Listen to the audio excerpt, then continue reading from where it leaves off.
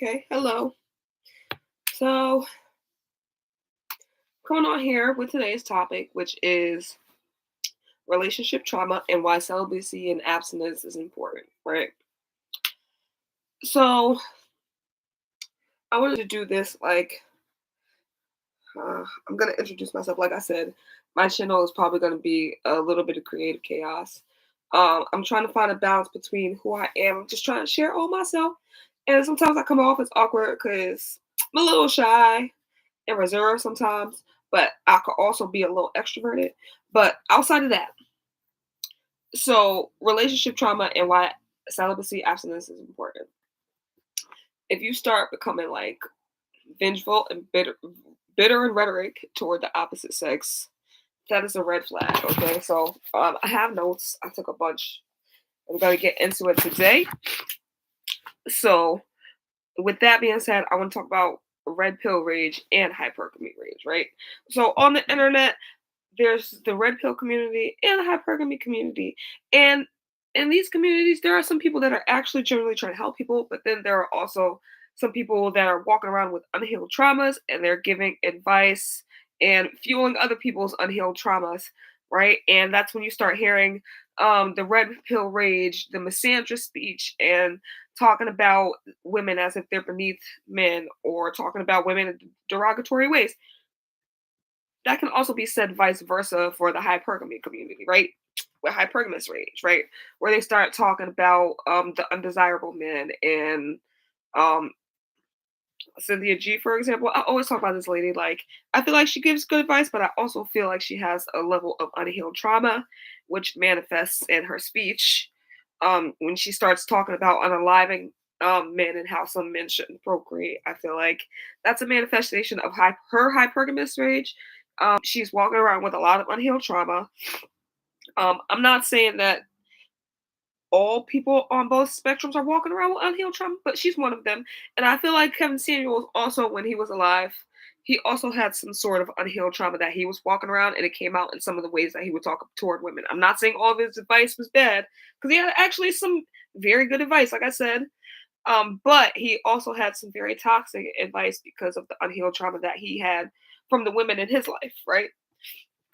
So both uh both of these platforms, they're very popular on the internet right now, but I also feel like a lot of people are seeing the unhealed trauma and some of these creators be manifested, right? Like you see the canceling of Fresh Fit Motivated Podcast. I don't know if that's exactly the name, but Fresh and Fit, you know who I'm talking about when I say that. How they got canceled, they're not able to really be influencing on the internet anymore. There were a lot of examples of red pill rage that they displayed in their channel, right? So you think about stuff like that, right? Just as long as the speech doesn't become too um politically incorrect, I feel like people have the right to say what they want as long as it's not harming anybody.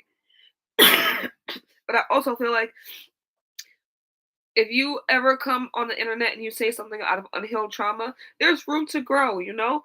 Sometimes people get demonized and canceled for things that they said or did when they were operating out of unhealed trauma. And this society, I understand that we're all healing. So I feel like people are going to be quick to cancel sometimes, right?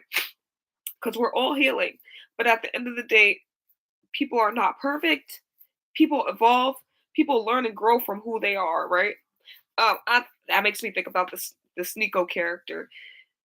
Oh, he has a lot of problematic rhetoric that he says, and some of the youth are absorbing that, and you can see that trend throughout history. That happens. Bad influences happen, and people usually when they're bad influences because they're operating out of unhealed trauma. They still need to heal, but you can't demonize them for what they said and what they did out of unhealed trauma. Sometimes anger, even if it's toxic, sometimes it's a gateway to becoming more productive and getting the healing that you need. That's Misdirected anger is not good, but it's a pathway to finding out what your actual anger is stemming from instead of going around spreading. I feel like both communities have subsets of this. The red pill community and the hypergamy community have subsets of this where they have a lot of misdirected anger is being spread on the internet. And while it's toxic in some senses, I feel like there's also an influx of people that are realizing that they have unhealed trauma and they are retracting, or they're learning to become a better version of themselves out of analyzing their misdirected anger and analyzing where the actual anger is coming from, right? So both of these communities have different types of speech, right? So misandry versus misogynistic speech. A misandrist is a person who feels like women are better than men and they have a hatred toward men, right? And a misogynist is a person who feels like men are better than women and they have hatred toward women, right? So these are both spectrums on the opposite end that you can see in both of these communities, red pill or hypergamy, right? So you can notice the misandrist and misogynistic speech through a number of different ways, and I'm going to line them out for you, right? One of them is the triggered irrational responses that you can hear, right? So, say you are listening to a red pill creator and they start talking about women and dating and relationships, right? Sometimes they can start to project based off of the type of toxic woman that they've ran across in their lives, and they'll start to project that onto all women, right? So you'll start hearing them talk about women in derogatory ways when it comes to their bodies, or when it comes to calling them 304s, or telling them that they need to be subservient and that there's no such thing as a partnership and that they're supposed to serve and that men are the more superior. Like, and when a woman is just coming on saying her lived actual experiences, sometimes this triggers the irrational responses like that. When it's like, oh, a woman's coming on saying like, oh, I understand that you've been hurt by women, but what about women that have been hurt by men? Like, what about women that have been subject to a toxic man that took advantage of the fact that the woman didn't have as much money and the woman didn't have as much mobility, and talking about DV and relationships and stuff. And instead of sympathizing, sometimes you'll hear triggered irrational responses. That's something that you can see in the red pill community, but also on the hypergamist end. If a hypergamist is talking to a man like, yeah, what about women that take advantage of men financially, or women that are emasculating towards men, or women that are narcissistic in the core and purposely keep men from seeing their children, right? So instead of sympathizing with, yes, men actually do go through stuff like this with women, you'll hear a bunch of triggered irrational responses of, oh, that's because these men are pookies and ray rays and dusties, and y'all just never take accountability for your actions, and some of you shouldn't be living like those are triggered irrational responses due to the unhealed trauma that those specific parts of those communities are experiencing. That's a sign to look out for if somebody's just actually coming on here, addressing their actual lived experiences and being met with triggered irrational responses. That means those creators have some healing to do, right? Um, and some of those triggered irrational responses could be not addressing the trauma that people experiences in their relationships, right? People go through trauma in their relationships, period, whether you're a man or a woman. People have the tendency to hurt people, right? People have the ability to hurt people, right? And a lot of us are just healing from that. A lot of us do not have bad intentions or hatred toward men or women, just healing from dealing with toxicity in relationships. And it doesn't even have to be romantic relationships. It could be dealing with a toxic workplace, dealing with a toxic boss, or dealing with an environment professionally where there's toxicity against men, or vice versa, toxicity against women. Everybody can experience this kind of trauma in all different types of relationships. You can experience this kind of trauma in your friendships. You can experience this kind of trauma in your family units. What the the purpose is, it doesn't all have to be romantic, right? So everybody has different stuff that they experience in their lives, right? You don't always have to equate it to you got hurt in love. You could have been around role models that didn't take that didn't take their relationship seriously, that were mentally abrasive, emotionally abrasive. So I was gonna drink wine with this, I forgot. Cheers. Because I want to try to like be informative and non-rigid, and I guess, like I said, because I'm not a psychological professional, I do have some education underneath my belt, just a little bit. I've taken some psychology courses. I particularly love taking the abnormal psychology course. That's something that appealed to me. But I'm not a psychologist, and I love to be entertaining. I like to sing. I like to dance. I like to joke around, play around, but I also like to enrich my mind. So that's all cultivated into one person, right?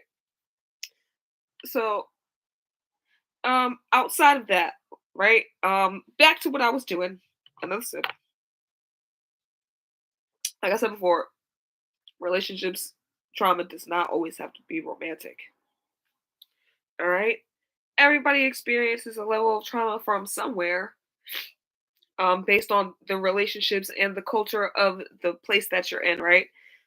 Um, Sometimes certain cultures are toxic and have a lot of unhealed trauma responses that formed out of certain cultures. Like the culture of war, for instance, the culture of men have to always be strong. It comes from the culture of war. You can't have a weak man in war, he could die, right? So, of course, it gets attributed to manliness when men were the only one that were supposed to be sacrificed to go into war, right? Um, I'm getting off on a tangent, but like I said, that's just an example to show how a culture can become toxic based off of unhealed trauma responses. Saying men are strong is an unhealed trauma response to war. I feel like, and there's other things in society that have also attributed to that. And when you hear people talking about dismantling the patriarchy, I don't feel like the patriarchy itself is bad, but the current patriarchal structure that we have is toxic for not only just women, it's also toxic to men and how they feel and how they emote to people, right? And the same thing with feminism. I feel like with feminism, there's a lot of things and innovations that have happened for women. There's so many positive things about feminism, but there are also a lot of things that um ignore the issues that men actually go through. Like I understand when people talk about men's right, they scoff and everything.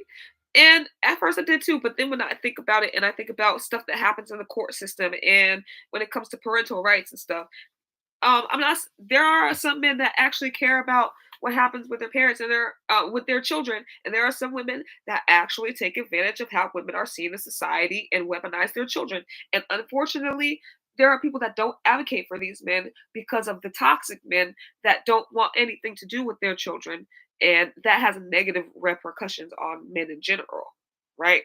So those are some of the issues and traumas that you can experience. Um, when it comes to policy and law, right? And then, like, I don't even want to get started. That's a whole topic for another day because I could go off on that for hours, right? But a conclusion of this start, right? So the conclusion is, when it comes to men and women, misandrous, misogynic, red pill, hypergamy, right? This fear of men and women. You can see that there's a difference between misunderstanding in each gender and the intentions of what people are trying to portray and a misunderstanding of experiences. That is there's difference between misunderstanding and purposeful vengeance due to the experiences that you had and your unhealed trauma responses, right? Unhealed trauma responses equal vengeance and retaliation. But actual healed lived experiences will let you see that, okay, maybe I'm just misunderstanding because of the trauma that I'm coming from. And sometimes people don't know how to put that put that into language, right? And so there's a lot of people that don't know how to put that into language, and they're coming on the internet, and you see them with their veins popping out of their foreheads, having all this irrational speech toward gender and toward race or toward whoever, right? So sometimes it's a misunderstanding due to the fact that they have unhealed trauma, and then sometimes it's purposeful vengeance, and you have an agenda and you want to have a misunderstanding, right? There's a difference between the two, right? So the topic is relationship trauma and why celibacy and abstinence is important, right? I got a little bit off talking about how not all trauma stems from romance, but even if it's not romantic, sometimes celibacy and abstinence is also important, because there are traumas that you might experience that you when you're coming together with somebody in a romantic partnership, you're coming together with all the experiences and the traumas that this person has experienced in their life, right? And if you don't have a handle on that and you let that get out of control, that's going to have an effect on the person that you're with. So it doesn't always have to be romantic. Sometimes people might have to take a time for isolation in order to heal from some of the things that they just experienced living life, right? Um, and if you want to have if you're a person who's went through these kind of traumas and you're taking time to be by yourself and have that isolation, have a better understanding of yourself, because even the most confident person in the world, after they've experienced toxicity from a person, sometimes that changes your entire chemistry and makeup of who you are. So you might have to take time to recollect and reflect and rebuild yourself, right? So there's nothing wrong with taking time to take a step from everything else to rebuild yourself and find your sense of self, because that's what the toxic person does. They systematically break you down, right? Whether it's your boss, whether it's your lover, whether it's a person you called your friend, whether it's a family member, when the person is toxic, they systematically break you down and make you doubt who you are. So even the most healed person can end up feeling like they're crazy, being around somebody who gets a kick out of systematically breaking people down. So if you're struggling with being exposed to a toxic person, regardless of romantic or not, here are some channels that you can watch. I've watched some of these channels because I have an interest in psychology and also to help me heal from my own personal stuff, right?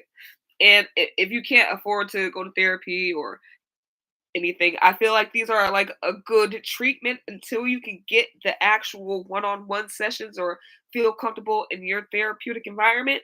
These are some tools to help you cope along the way, right? These are some narcissistic personality slash psychology channels that you can watch to help you identify the unhealed trauma in your life, right? And if you don't want to do that, like I said, don't fear shadow work. It's not toxic. It sounds when you hear shadow work, you whoop, but it's not what it seems. And I'll get deeper into that in the when I get more into the video. But like I said, here are some narcissistic personalities and psychology channels. You can watch Dr. Tracy Marks. You can watch At Surviving Narcissism. You can watch Katie Morton, Dr. Ramani. There's a channel called Mental Healness. Dr. Phil usually has good advice about psychology and narcissism. I watch him sometimes. Um, and there's a guy that I've seen one or two of his videos, and I'm not as familiar with him, but I do plan on watching more of him. His name is Richard Grannon. Okay, so you can watch him. You can watch Michelle Lee Neves. She talks a lot about narcissism.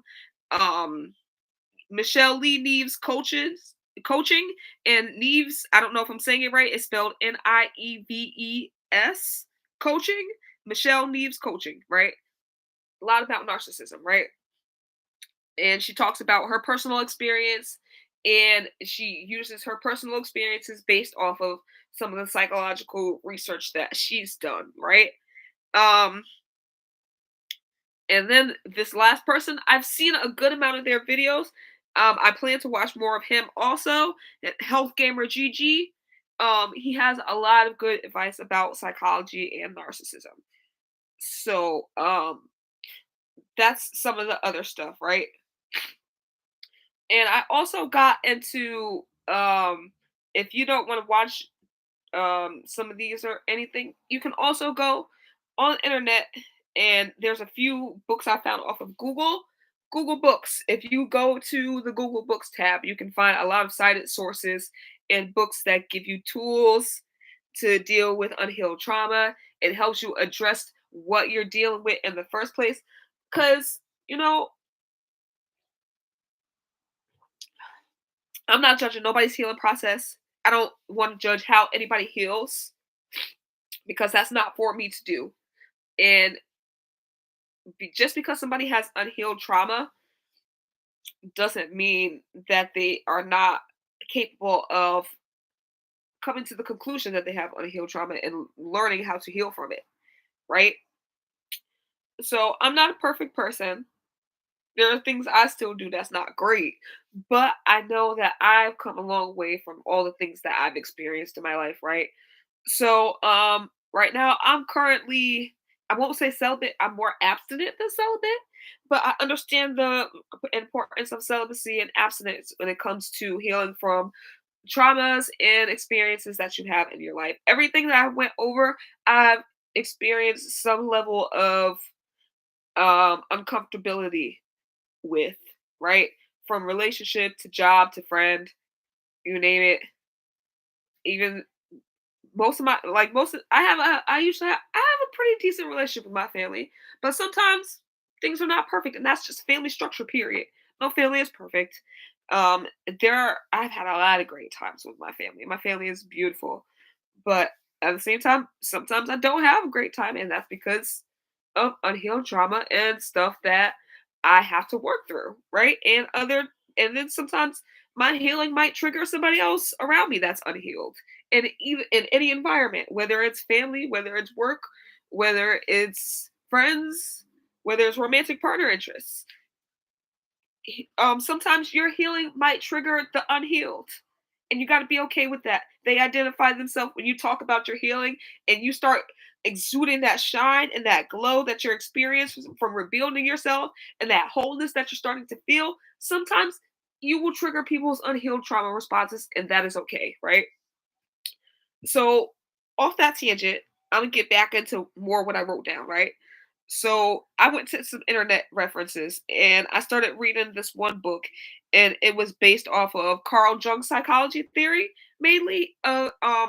And his psychology theory was of human complexity, aka archetypes, which is explained as the beginning of thoughts and actions, right? So, psychological archetypes are, like I said, explained as the beginning of a thought, the beginning of a complex thought or action, right? So Carl Jung's thought was based off of a concept structured by Plato about the analogy of imagery, the complexity of imagery, right? So he just applied that to the complexity of human thought and action and turned it into a psychological concept, right? So this psychology theory helps to handle difficult behavior that you see displayed in people, right? Behavior like scapegoating, projection, aggression, etc. I'm gonna get deeper into it, right? Like I said, I'll stay taking notes, right? So arche means the beginning of, right? So that's where you get archetypal psychology. Like I basically said, how thoughts and ideas or behaviors are formed. Complex thoughts, ideas, and behaviors. That's the purpose of archetypal psychology, right?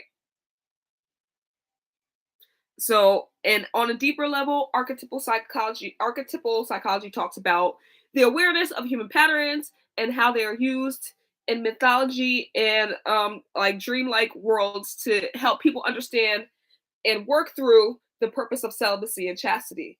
Um, you can see them in a lot of myths, a lot of legends like the Odyssey. Um, a lot of those were psychological and metaphorical concepts, right? All of this is explained in chapter 3 of Complex Psychology in a book called Celibacy and Soul, Exploring the Depths of Chastity, that is by Susan J. Pollard, right? If you want to have access to this information, you're not a student, you're not in school, but you still like to learn, just go to Google Books Type in what you want to learn about, and a bunch of cited books and articles will appear from various from various professionals, whether it's academic sciences or scholars or psychologists or professors. All of their works, publications, books, and they use their cited articles and evidence and knowledge that they've attained in their education. And whether you're in school or not, you have access to this. So just putting it out there. So I don't mind reading stuff like this because I feel like it's helping me on my journey. I feel like right now God has put me on a spiritual journey because He wants me to take an agnostic approach to life, and He's also put me on a journey of finding myself and sharing the best parts of myself with everybody that I can, right? So I'm still working on that, and I have a lot of shyness and anxiety. So sometimes it comes off as awkward, and I apologize for that. I'm working through it. And I feel like I'm just trying to attune myself to my purpose, right? So I don't plan on being celibate forever, but in my season of celibacy, this is what I plan to do, right? Well, I'm not celibate, but I'm more abstinent than celibate. I go back and forth. I go back and forth. Um, I do believe that most people need a chapter of celibacy or abstinence in order to recalibrate who they are and refocus their life through the life lessons they encountered or the traumas that they encountered, right? Everybody needs that season of isolation to put them on the trajectory of the life that they want to accomplish for themselves, right? So there's nothing wrong with that. There's nothing wrong for being like, oh, I got fallback. I can't deal with nobody right now. Y'all gotta go over that way while I work on me. Okay? If you in that season, kudos to you. And I take another sip of wine to you. Cheers. Okay. So I did not read that whole book of Celibacy and Soul, Exploring the Depths of Chastity by Susan J. Pollard. I did not read the whole book, right? But I did skim through it. And a lot of her book is based off of Carl Jung's psychology theory and other psychological tools and research that she outlines more in the book. I do plan on reading more of it later because like I said, I'm interested in psychological stuff. I've always been interested in psychology, but I aspire to have a try everything kind of life. So I feel like I want to have a wealth of academic experiences as well as a wealth of entertaining experiences and try to intertwine that and create a life that is tailored to me, right? I'm not there yet. I'm not even there a little bit, but I'm trying. I'm getting there. I'm trying, right? All right. Next page of my notes. So basically, like I said, go to Google Books. I typed in celibacy and relationship trauma, and this was one of the books that popped up. There's a lot of different information that pops up when you type in what you're interested in learning about, right? And if you're not interested in reading about and skimming through information, you can always go on YouTube University, and people will tell you what they learned and show you how to do stuff. I'm a big propeller, and even though you might not have the like, if you don't, or if you're not in school, you don't want to go to school, you don't have the access to, you don't want to have the go to the education channels. There's still a way to get access to information. If you don't want to go through Google Books, you can go to accredited websites that are used in the education system, right? What in whatever state you are. So I'm in New York State. So if I go and I type in accredited New York State education resources, a lot of stuff will pop up from like McAfee or McGraw-Hill or any of that stuff. You can go to those websites, and if you feel like you are that invested in learning about whatever it is, you can pay to get that information of that accredited education material. You can pay for that. And you can also get synopsises of it through Google Books. there's always a way to do something. Okay, right? So everybody knows going to school is not for everyone, and going to school can be expensive and time consuming. Going to school is not something that's just easy. I mean, you can have a lot of fun. Movies like to glorify the parties, and they are very great. Okay, I'm not even gonna hold you. I ain't gonna hold you. I was partying in school. I was like, hey, ow, get down, twerk, twerk, twerk, twerk. I was doing all that, right? But at the same time, I still take my mind seriously. I still take my education seriously, but I still like to have a good time. If I want to go out and I want to be like, hey, twerk, twerk, twerk, pop, ha, ha, ha, ha, I would still do that. But I also still want to be educated and informed because I think it's important. Education is the greatest pathway to opportunities in your life. Whether you decide to go to school or whether you decide different ways to educate yourself, that is okay. Like I said, education ain't for everybody, but education is one of the great pathways in life, right? So, with that being said, um, I think God wanted me to use my education and my life experiences to help people who I have had a certain amount of struggles, right? So I've seen some pretty great things in my life. I've seen some fantastic things in my life, but I've also seen some horribly deplorable things that will rip your heart and your spirit in my life. Okay.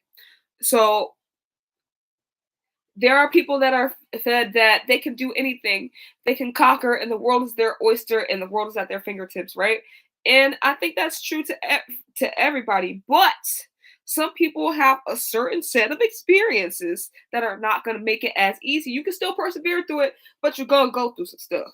Okay, just keep it a buck. You're gonna go through some stuff. It's not always gonna be easy, right? I think God wanted me to reach those people, right? To let you know, yeah, you're gonna go through stuff. It's not always gonna be easy. You're gonna have to buckle down hard, but you could do it. There's always a way to do something, right? I don't have everything I need right now, but I feel like I'm on a path to getting there. Um, like I said, you don't need to be in school to educate yourself, but it will help you. It's a pathway to help you. It will definitely give you the tools you need to always inform yourself, right? Even if you don't go to school, you can still inform yourself. But going to school will give you a easier way to use the tools you have to stay informed always, even when you're not in school, right? I feel like that's the golden standard of education. It's a pathway to success, and it helps you get the tools you need to stay informed and reach for a pathway for success, right? Um so that was one of the books I found on Google Books about celibacy and relationship trauma. Another book I found is called Becoming a Storyteller: Wisdom, Trauma, and the Dalai Lama. This is by Wisdom Schmidt, and he's a PhD professional. In his introduction, he lets you know that he's a mental health counselor, and this is what and mental health is what he does for a living, right? So in his introduction, I didn't even read the whole book. Like I said, I skimmed through this stuff because I knew I had this coming up. I always had an idea to do it, but I was like, let me apply a little bit more research into it, right? Use my skills, this particular set of skills I learned at school, right? But everybody can build these skills. You don't need to be at school to build these skills, right? The internet is a beautiful place that gives you a great opportunity for access to information. So but this William Schmidt, the PhD guy, he gives a peculiar insight to the purpose of his book. He says, I'm quoting him: trauma and all non nurturing experiences can be the key to freedom and happiness. Right? And then I just continue on. He also says, all true healers have themselves shared their stories of trauma and through the process have found healing. Only the wounded become wise, right?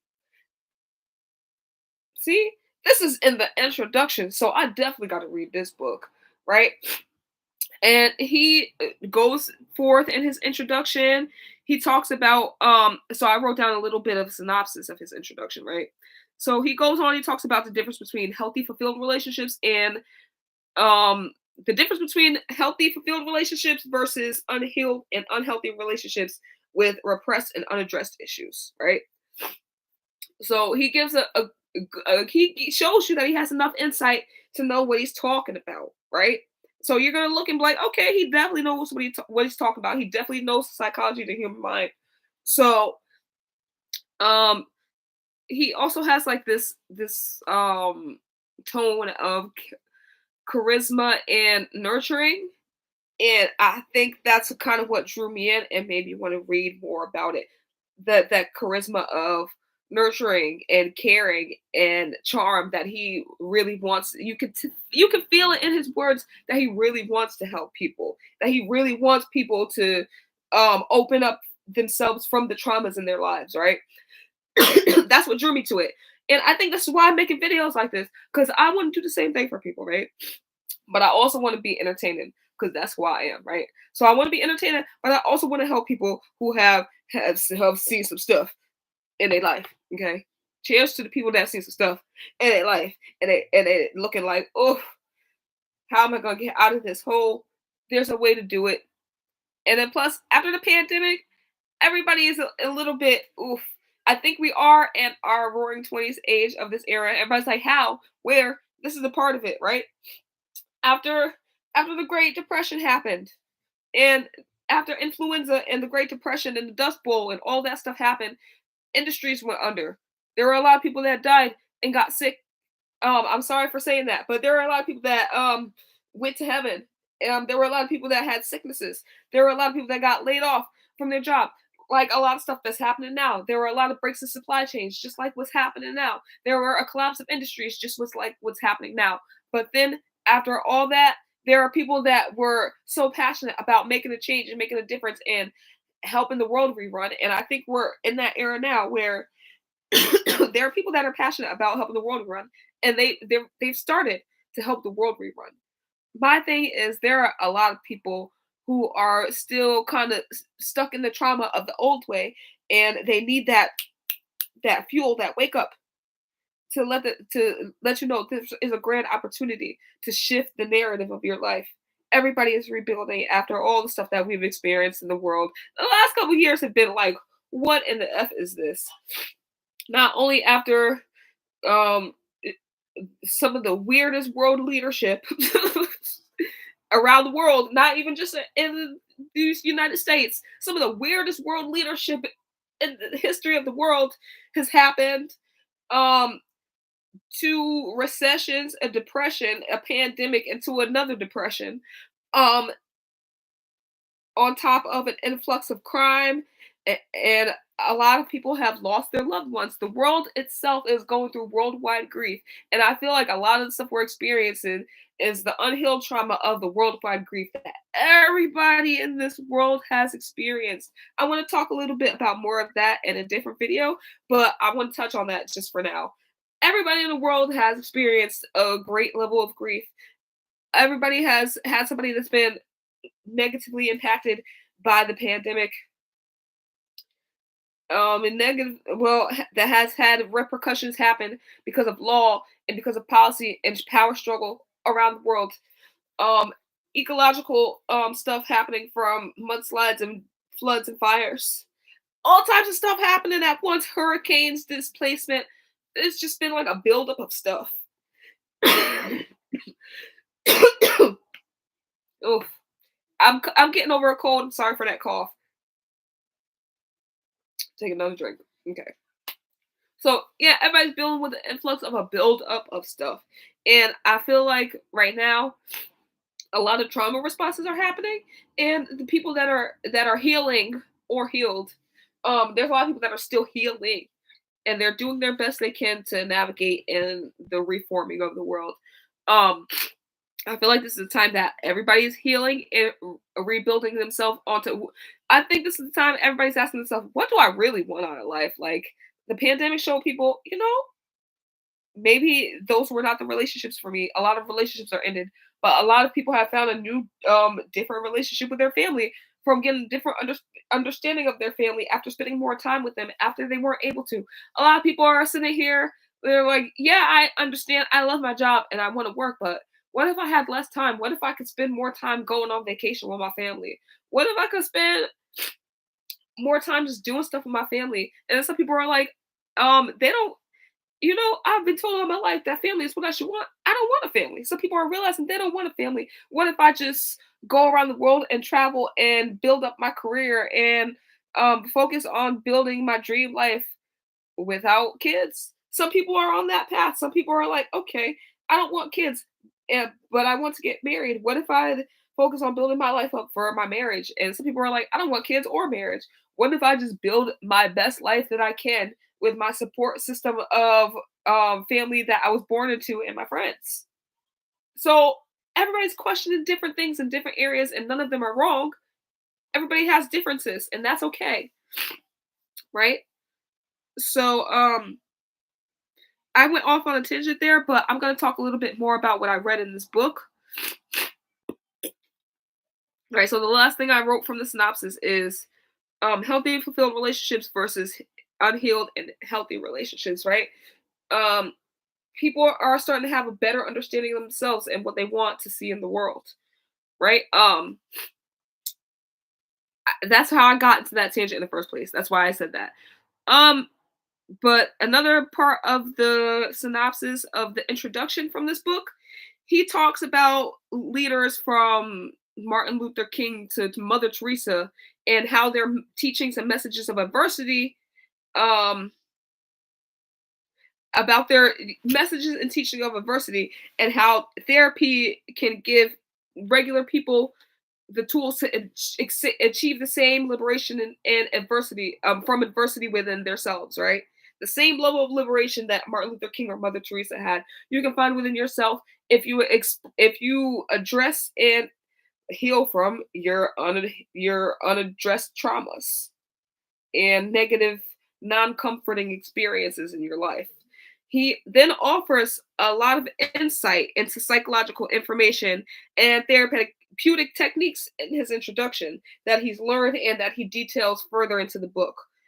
This is another book that I'm interested in learning and reading more about. Um, just like I said, that introduction alone gave me so much insight into unhealed trauma and different techniques you can use to combat unhealed trauma to live your best life, right? So with that being said, there's been a lot of talks about the shadow work journal, and I'm not necessarily afraid of the term shadow work, and I'm going to let you know why. Like I said earlier in the video, um, I know it has an ominous name. You hear shadow work, you're like, oh, it certainly has to be evil. Shadow work, what is that? Consorting with dark spirits or something? What is that new age term? It sounds like they're trying to consort with dark spirits. No, that is not it at all. I will let you know what shadow work is. Although the name is ominous and it sounds creepy, essentially shadow work has a lot of these teachings and methods from both of these books that I've talked about. Shadow work applies some of these same methods to heal from trauma and some of the darker parts of life, right? That's what shadow work is: healing from trauma and the darker parts of life. It's basically a fancy spiritual term for therapy, but adding principles to like your spirit, right? So that's why I feel like, it's interesting that the first book I talked about was called Celibacy and Soul. And shadow work, it talks about psychological phenomena and healing your soul, right? It's talking about all the darkness that you experienced in your life and how to heal from that and become stronger, right? And I know a lot of religious people get freaked out when they hear the term shadow work, but that's basically what it is. It's talking about how to heal from the darkness you experienced in your soul, right? Another side note off the record, a lot of the spiritual new age community, it has a lot of healing concepts, right? And I pray to God about it because I grew up in a Christian church, and a Christian church does not play that new age spiritual stuff at all, right? So I prayed to God about it, and he basically confirmed to me that although, yes, this is the case that he doesn't want people dabble, this is the case that there are a lot of healing concepts, but the reason why he doesn't want people dabbling too much into the new age stuff is because there's a lot of infestation and traps for darkness in this community. There's a lot of good healing stuff about it, but there are a lot of ensnarements and traps to darkness, right? And because of that very reason, God has placed God has placed light workers within this community in order to guide people who are subject to fallen prey to darkness. Basically, he put people there to help warn lost souls, like, look, I understand that you're trying to understand your spirit, but there are a lot of traps of darkness in here, and we've been put here by God to warn you to look out for that, so you don't so you have a higher discernment in your spirit, right? God has placed people in that new age spiritual community for that very purpose, to help those lost souls who God has a purpose for come back to the light, right? And some people end up in that community because they've been targeted by darkness and they're trying to stop the tricks and the traps. But and God also put light workers there for that, to help people see when they've been attacked by darkness and how to get out of those traps, right?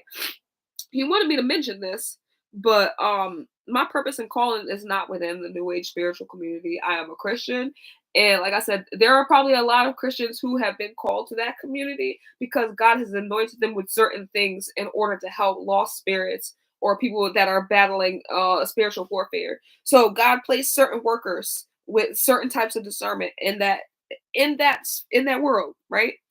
And that is their purpose and their calling, to help people come back to the light, right? But I feel like my calling and my main purpose is to be entertaining and to be informative, right? So I just got to find a balance between being informative and bringing my best entertaining self to people, right?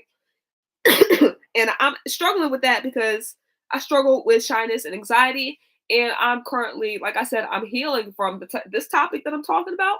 I've had a lot of healing based off of addressing some of the traumas that I experienced in my life through a myriad all the relationships I've had, whether it be professional, whether it be friendship, whether it be family, whether it be a romantic partner. I'm just healing from the relationships that have not gone great in my life, right?